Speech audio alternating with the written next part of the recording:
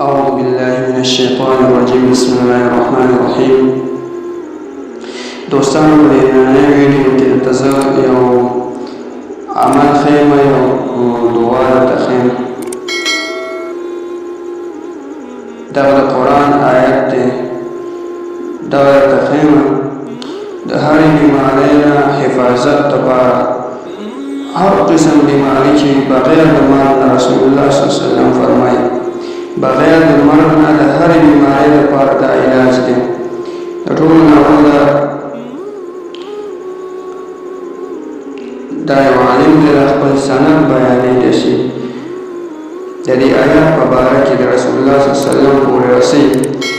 ادریس بن عبدالکریم حداد د خبر ورکړو چې ما کله د خلق نه قرآن ویو او هغه کله دې آیات ته ورسېدو، لو انزلنا هذا القرآن على جبل، نو هغه ما ته وویل چې خپل لاس په خپل سر باندې کېږده، ځکه چې ما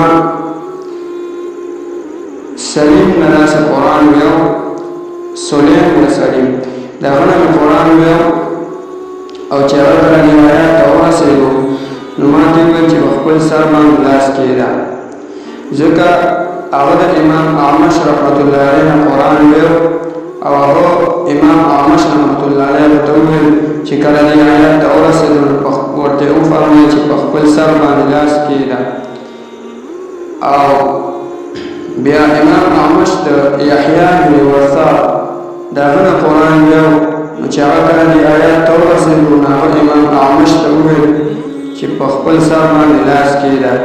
بیا یحیی چې کله هغه د علقمه او اسود نه قرآن ویو، نو دې آیات ته چې راورسېدو هغه نو یحیی ته یې ویل چې په خپل سر باندې لاس کېږده. او چې کله علقمه د عبدالله بن مسعود رضی الله تعالی عنه نه قرآن ویو، نو هغه ورته ویل چې په خپل سر باندې لاس کېږده، ځکه چې ما د نبي علیه السلام نه کله قرآن داسې اورېدو، نو نبي علیه السلام چې دېسې ته راورسېدو، لو انزلنا هذا القرآن على جبل، نو هغه ما ته وفرمایل چې په خپل سر باندې لاس کېږده،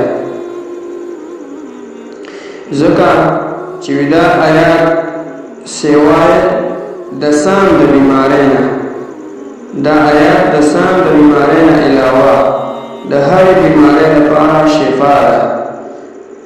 او د سام بیماری، سام معنی ده مرګ، نو رسول الله صلی الله علیه وسلم گویا فرمایلی دي چې د مرګ نه علاوه د هرې بیمارۍ لپاره دا آیات دا شفا ده.